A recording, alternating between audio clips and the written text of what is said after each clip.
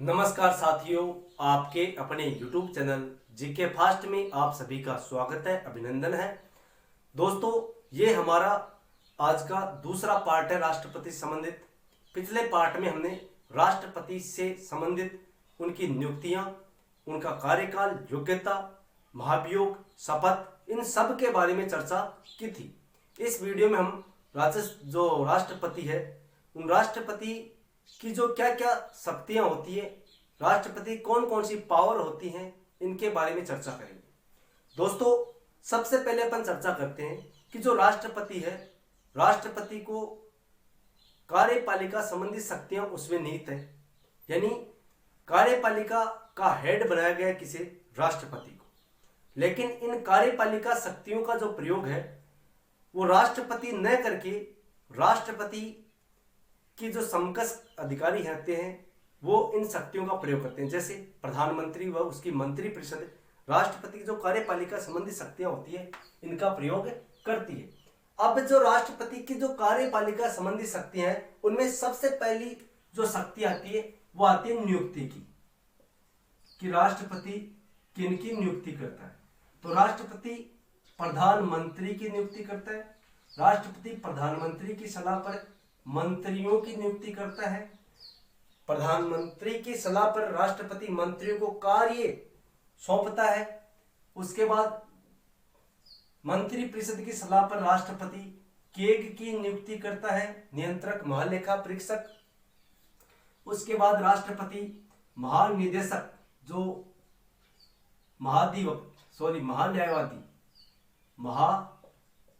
महान्यायवादी की नियुक्ति करता है, SC ST OBC आयोग की नियुक्ति करता है, इनके सदस्यों की नियुक्ति करता है। उसके अलावा राष्ट्रपति जो वित्त आयोग है, वित्त आयोग का गठन करता है। वित्त आयोग का गठन अनुच्छेद 280 के तहत किया जाता है। प्रति 5 वर्ष के लिए राष्ट्रपति वित्त आयोग का गठन करता है। वित्त आयोग का कार्य है केंद्र व राज्य के मध्य जो कर होते हैं उनका विभाजन करना, वित्त आयोग का कार्य। इसके अलावा राष्ट्रपति अनुच्छेद 263 के तहत अंतर्राज्यीय परिषद की स्थापना करता है। किसकी? अंतर्राज्यीय परिषद की गठन करता है। इसके अलावा राष्ट्रपति और क्या करता है? तो राष्ट्रपति कार्यपालिका का संवैधानिक प्रमुख होता है, जबकि इन कार्यपालिका जो संबंधित शक्तियां होती है इनका प्रयोग राष्ट्रपति न करके वास्तव में इन शक्तियों का प्रयोग प्रधानमंत्री व मंत्रिपरिषद के द्वारा किया जाता है। उसके बाद अपन चर्चा करते हैं अगली जो शक्ति आती है राष्ट्रपति की, वो है विधायी शक्ति। विधायी शक्ति से मतलब ये है कि जो विधायिका से संबंधित शक्तियां हैं वो कौन कौन सी इनको प्राप्त है।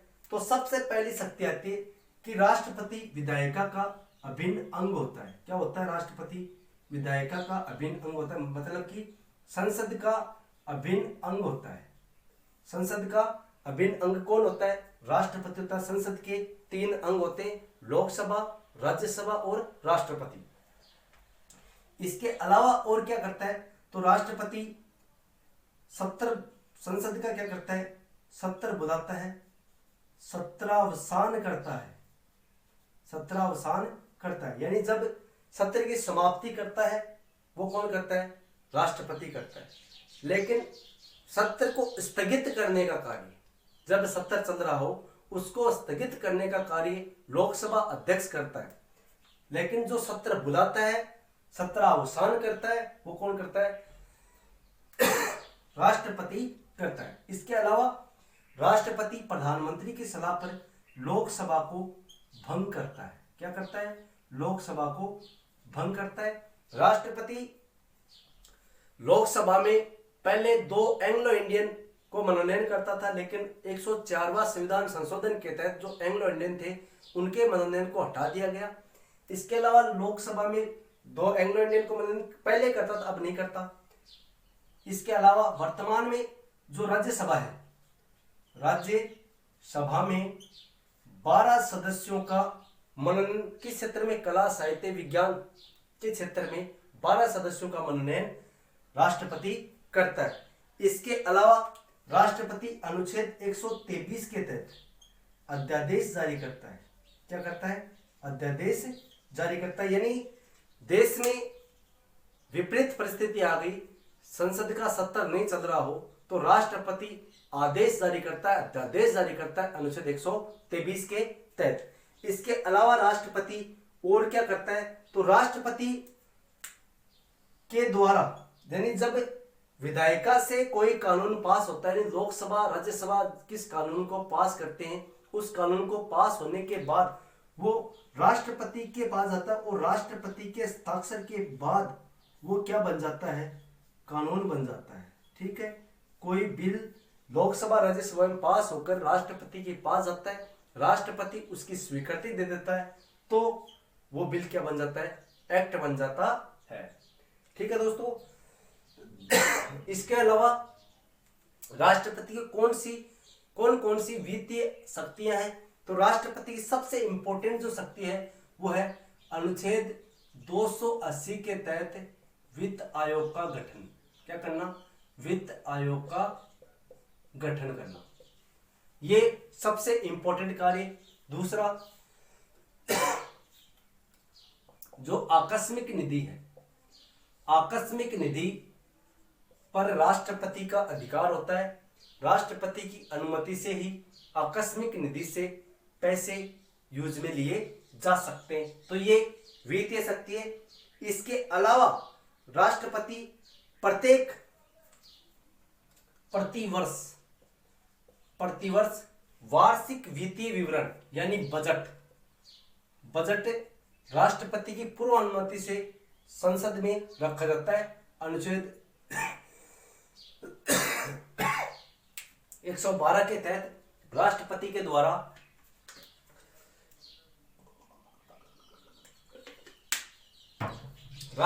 द्वारा अनुमति दिए जाने के बाद प्रतिवर्ष बजट संसद में रखा जाता है। ठीक है दोस्तों, इसके अलावा और क्या शक्ति प्राप्त है? तो राष्ट्रपति को जो धन विधेयक होता है, इस धन विधेयक की पूर्व अनुमति, राष्ट्रपति की पूर्व अनुमति से धन विधेयक लोकसभा में रखा जाता है। तो ये कौन सी शक्तियां होगी? वित्तीय शक्तियां होगी। इसके अलावा राष्ट्रपति को कौन कौन सी न्यायिक शक्तियां प्राप्त है? तो सबसे इंपॉर्टेंट आती है आर्टिकल 72 में क्षमादान की शक्ति प्राप्त है। कौन सी शक्ति प्राप्त है? क्षमादान की शक्ति प्राप्त है। यानी राष्ट्रपति मृत्युदंड प्राप्त व्यक्ति को भी क्या कर सकता है? क्षमा कर सकता है। ठीक है दोस्तों, इसके अलावा राष्ट्रपति को और कौन सी शक्तियां प्राप्त है?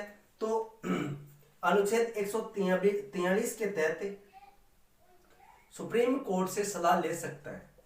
राष्ट्रपति किसी कानून से संबंधित सलाह लेनी हो तो वह सुप्रीम कोर्ट से सलाह लेता है। सुप्रीम कोर्ट जो सलाह देता है उसको मानने के लिए न तो राष्ट्रपति बाध्य है और न ही सुप्रीम कोर्ट बाध्य है। तो 143 के तहत राष्ट्रपति सुप्रीम कोर्ट से परामर्श ले सकता है। इसके अलावा राष्ट्रपति और क्या कर सकता है? तो सुप्रीम कोर्ट और हाई कोर्ट, यानी सुप्रीम कोर्ट और हाई कोर्ट में जज की नियुक्ति करता है। जो सुप्रीम कोर्ट और हाई कोर्ट के जो न्यायाधीश होते हैं, मुख्य न्यायाधीश होते हैं, तो इनकी नियुक्ति कौन करता है? राष्ट्रपति करता है। देश का प्रेसिडेंट इन सुप्रीम कोर्ट व हाई कोर्ट के जजों की नियुक्ति करता है। फिर बात आती है सैन्य शक्ति की। राष्ट्रपति को कौन कौन सी सैन्य शक्तियां प्राप्त है?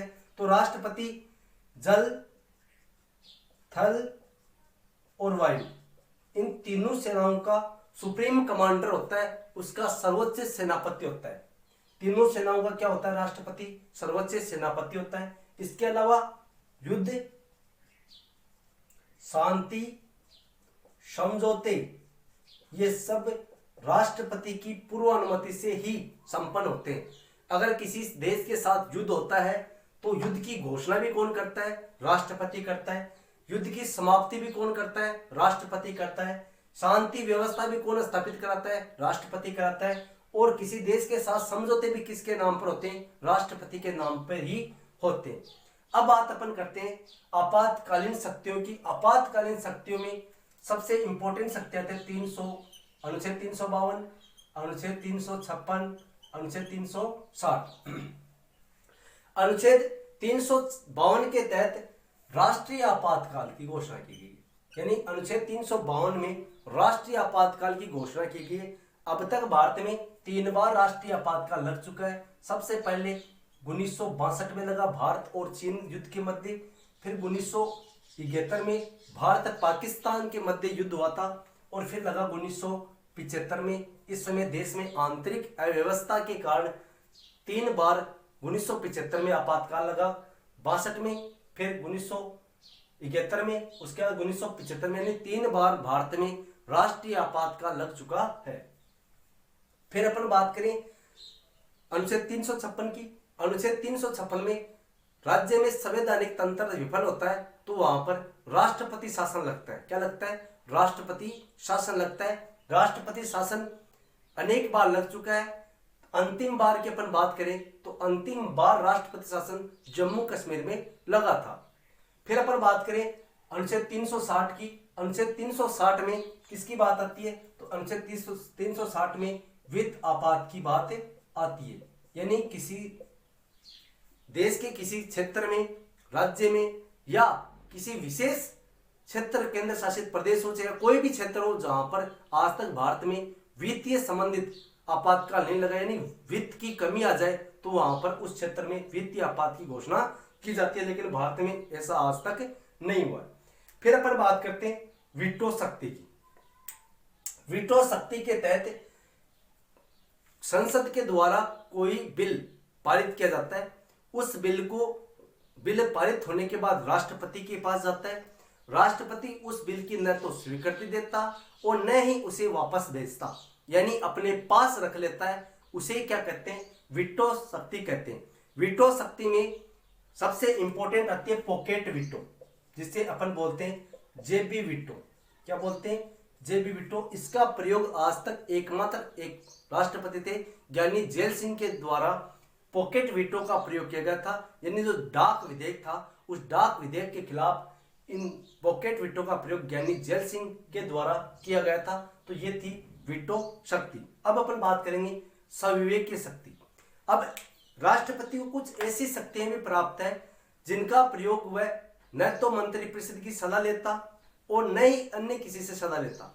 तो बिना किसी सलाह के अपने विवेक से जिन शक्तियों का प्रयोग करता है उन शक्तियों को कहते हैं सविवेक की शक्ति, यानी अपने विवेक से शक्तियों का प्रयोग। जैसे मान लो लोकसभा के चुनाव हुए और किसी दल को बहुमत नहीं मिला, जितना कोटा चाहिए 1/6 मिनिमम होता है, 1/6 उसको नहीं मिला, मिनिमम कोटा उसको नहीं मिला है, क्योंकि वो दल सरकार बनाने की स्थिति में नहीं। यानी कहने का मतलब किसी दल को सरकार बनाने के लिए 272 सीटें चाहिए। अगर किसी दल के पास ऐसी सीटें नहीं है, गठबंधन में भी नहीं हो रहा, तो ऐसी स्थिति में राष्ट्रपति अपने सविवेक का प्रयोग करके सबसे बड़े जो दल होता है उस दल के व्यक्ति को क्या बना देता है? प्रधानमंत्री नियुक्त कर देता है। ठीक है दोस्तों, तो ये बात हो गई सविवेक की शक्ति की। या कई बार क्या होता है, लोकसभा चल रही है और अचानक लोकसभा क्या हो जाती है? भंग हो जाती है। तो ऐसी स्थिति में भी राष्ट्रपति अपने सविवेक का प्रयोग करके सरकार की ओर कार्य करता है। तो दोस्तों ये थी कुछ महत्वपूर्ण सविवेक की शक्तियां, राष्ट्रपति की प्रमुख शक्तियां। इसके अलावा राष्ट्रपति को जो वर्तमान वेतन मिलता है वो वेतन मिलता है 5 लाख रुपए पर मंथ। 5 लाख रुपए पर मंथ राष्ट्रपति का वेतन है। तो दोस्तों ये थी राष्ट्रपति और उसकी राष्ट्रपति की प्रमुख शक्तियां। पिछले वीडियो में राष्ट्रपति के बारे में पढ़ा था, इसमें राष्ट्रपति की शक्तियां। ये 2 पार्टों में राष्ट्रपति को कंप्लीट करने का प्रयास किया गया। इसके बाद इन वीडियो को देखने के बाद आप ऑब्जेक्टिव लगाओगे तो आपके लगभग ऑब्जेक्टिव यहां से आपको मिल जाए, क्योंकि मेरा उद्देश्य ये नहीं कि मेरे चैनल पे व्यू बढ़े, कोई मत देखो, लेकिन मेरा उद्देश्य है कि ज्यादा से ज्यादा अभ्यर्थियों क्या हो, सिलेक्शन हो। कोचिंगों के आपने देखा होगा आजकल कोचिंगों की क्या स्थिति है।